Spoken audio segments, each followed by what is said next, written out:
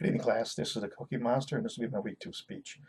I would like to ask those who view this to start this from this day forward, and that is to never leave your home in the morning when you go to work or wherever without giving those you love, those who are part of your life, a hug and a kiss, telling them that you love them and showing them that you love them. This is something I've done since I've been married and since my kids were born, and I'll continue to the day I die. In early 2002, I had the opportunity to work with Wisconsin Guard on a low ropes program. It was a program where we went into the high schools and middle schools and elementary schools and had a program where we would take groups of individuals and show them decision making, talk about peer pressure, choices, and consequences that come with those choices. And I had many, many memorable events, and the one that I really look back and kind of smile at for making the right choice was in a 3-day event we had at a high school in central Wisconsin, where we had 2 events, one in the morning, one in the afternoon, so 6 events in those 3 days. Anyway, on the second day, in between the first 2 events, we were kind of talking about how we were going to do the next event and getting everything ready when the assistant principal came in and asked us if we were ready. And he said, yeah, we feel pretty good, we're ready. And he said, well, this is going to be the mentally and physically handicapped students. And once we all picked ourselves up off the floor, we said, no, we really had no idea. And matter of fact, we found state didn't even know about it. Anyway, at that time, he could see the concern. He said, well, do you want to cancel this?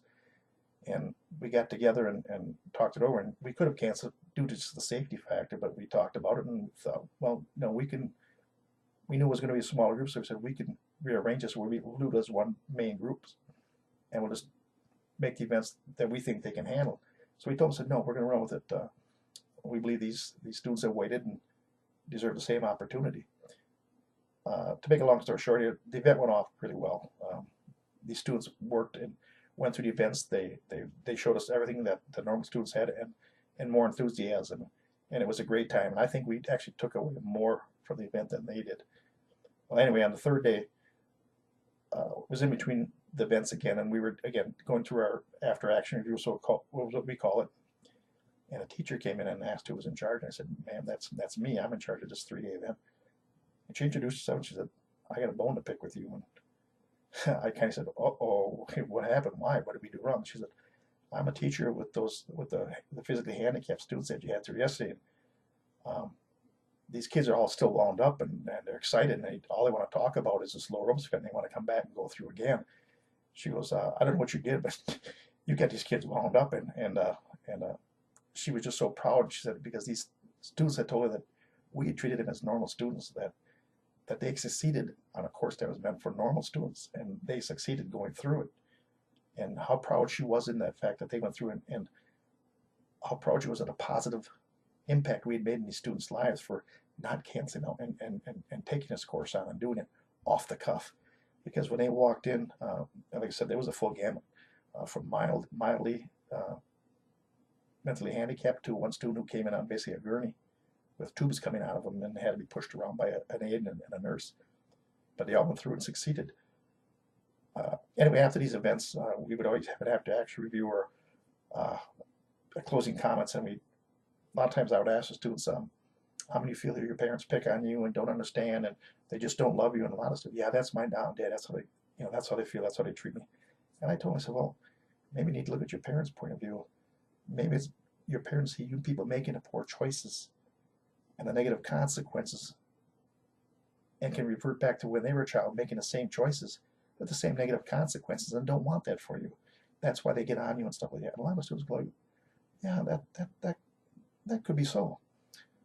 And I would roll them into the next little thing I would say is, well, how many guys want to really go home and freak your parents out? And everybody go, yeah. And I said, well, when you go home today, walk in the house, walk up to your mom and dad, give them a hug and a kiss, say, Mom and Dad love you, and walk straight to your room. So I guarantee within 30 seconds they'll be knocking on that door, want to know what's going on, what happened at school. And then I'd roll into the last story. I'd talk about an 18-year-old teenager who, the day after Thanksgiving, was leaving for work and walked up past his mom, who was standing on the back step, and gave her a hug and a kiss and said, Mom, I love you. And walked to the door and said, why the hell did I say that? I've never said that to her before. And 30 minutes later, she was killed in a car accident. The point of the story is that never pass up that opportunity to show those and tell those that you love how much you do love them, how much they mean to you, is you don't know the time of their passing. And that making this choice, you'll never have to regret it. As that teenager who kissed his mom never regretted it. And I know that in fact to be true because that teenager was me. That was my mother that was killed the day of Thanksgiving. That was the first time in my young adult life where I had kissed my mom and told her I love her. And I thank my God for giving me the smarts for that moment to do that. We're all given choices and opportunities. What we do with those choices are up to us, and we have to suffer with the consequences. If something were to happen right now to your loved one, what would be your last memory? What would be your last act? Will you have no regrets with choices you made? Wouldn't it be a great relief to know that your last act with him was a hug or a kiss, not an argument or just walking away? Thank you.